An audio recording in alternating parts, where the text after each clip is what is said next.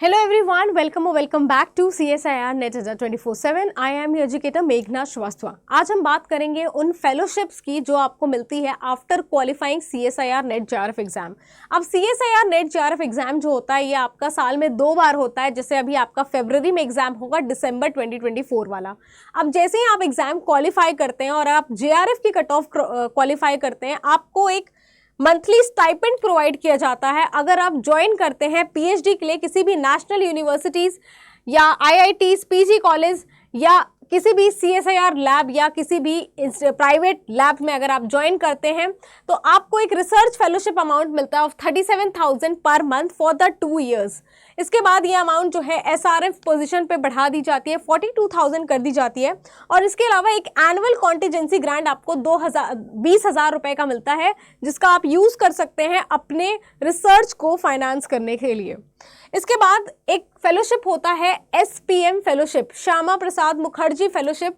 ये जो फेलोशिप है ये कुछ मेरिटोरियस स्टूडेंट को मिलता है जो टॉप 20 रैंकर्स होते हैं इन CSIR, ये सिर्फ उन्हीं को मिलता है। तो ये फेलोशिप अमाउंट थोड़ी सी ज़्यादा है, 43,000 रुपीज़ है। ये भी 2 साल के लिए होती है। इसके अलावा HRA मिलता है एंड नेक्स्ट 3 years के लिए SRF की जो फेलोशिप अमाउंट है ये 50,000 रुपीज़ होती है।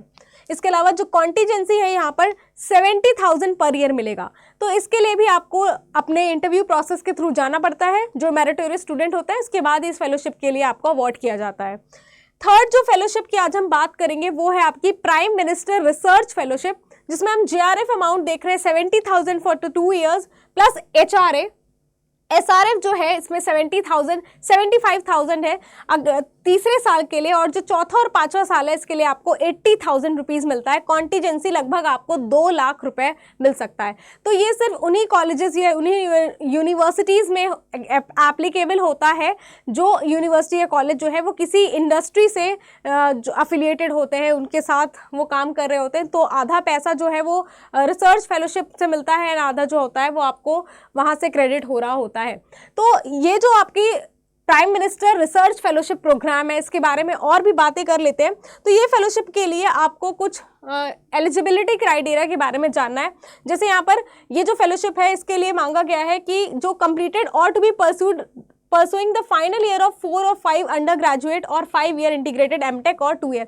यहाँ पर लिखा है कि जो भी अपने अंडर ग्रेजुएट 4-5 साल के अंडर ग्रेजुएट प्रोग्राम में होगा या 5 साल का उन्होंने MTech किया होगा इंटीग्रेटेड, या फिर 2 साल MSc किया है और 5 साल under graduate post graduate dual degree है, ऐसे स्टूडेंट्स जो कि IISc, IITs, NITs, IISERs, IAS, centrally funded IITs, IIITs से पढ़े हैं और जिनका CGPA 8 होना चाहिए।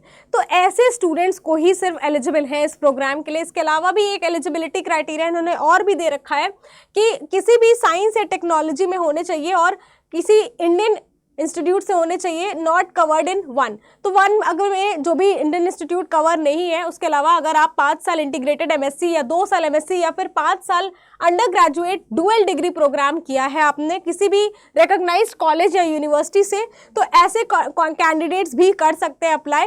लेकिन यहाँ पर इन्होंने साफ साफ लिखा है कि CGPA 8 होना चाहिए और इनका जो स्कोर होना चाहिए वो 650 होना चाहिए गेट के सब्जेक्ट में, और अगर UGC CSIR रैंक 100 लेस होनी चाहिए। ठीक है, मतलब टॉप 100 रैंकर्स को मिलेगा और जिनका स्कोर 650 है इन गेट उनको मिल सकता है। ठीक है, तो इन्होंने साफ साफ लिखा है। इसके बाद और भी इन्होंने क्राइटेरिया दिया है कि जो MTech और MS स्टूडेंट हैं, अगर वो गेट में उनकी जो क्वालिफाइंग है वो 8 होनी चाहिए with the minimum 4 course at the time of application.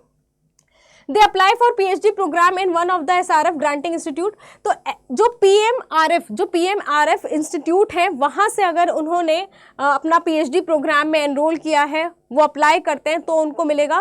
Because ये जो PhD वाले इंस्टीट्यूट्स हैं, ये जो PRMFR ग्रांटिंग इंस्टीट्यूट्स हैं, ये बहुत ही कम है, बहुत ही सेलेक्टेड है। यूजुअली IISCs को ही सबसे पहले देखा जाता है, जो IITs हैं उन्हीं के लिए देखा जाता है।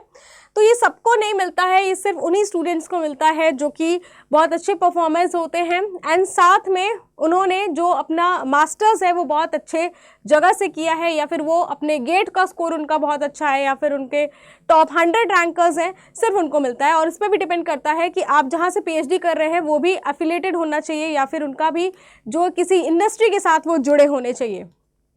इसके बाद में इन्होंने कुछ कुछ क्राइटेरियाज लिखा है। इसके अलावा एक लेटरल एंट्री चैनल है जिसके थ्रू आप इस फेलोशिप को अवेल कर सकते हैं कि आप पीएचडी कर रहे हो PMRF इंस्टीट्यूट से, और उसके अलावा इसके बाद इन्होंने और भी चीज़ें यहाँ पर मेंशन की है। तो ये जो प्राइम मिनिस्टर रिसर्च फेलोशिप है ये कुछ इंस्टीट्यूट्स में ही एप्लीकेबल है, और वो इंस्टीट्यूट्स ऐसे इंस्टीट्यूट हैं जो किसी इंडस्ट्री के साथ कोलैबोरेशन में हैं और जहाँ पर आप अपना ये काम कर सकते हैं। तो आपके सामने यहाँ पर सारे eligibility criterias along with the subjects जो कि एप्लीकेंट्स यूज़ कर सकते हैं इन चैनल्स के थ्रू, यहाँ सारी बातें लिखी हुई हैं under the guidelines of PMRF। तो आप इस गाइडलाइंस को रीड कर सकते हैं और देख सकते हैं कि क्या आप इस फेलोशिप के लिए एलिजिबल है कि नहीं। तो ये 3 फेलोशिप है, बहुत ही अच्छी एक क्राइटेरिया है जिसमें आप अपने PhD के साथ साथ अपने आप को फाइनेंशियली काफ़ी हेल्प कर सकते हैं विद ऑल दीज फेलोशिप। तो ऐसी और जानकारी के लिए सब्सक्राइब कीजिए CSIR NET 24/7। मिलते हैं, थैंक यू सो मच।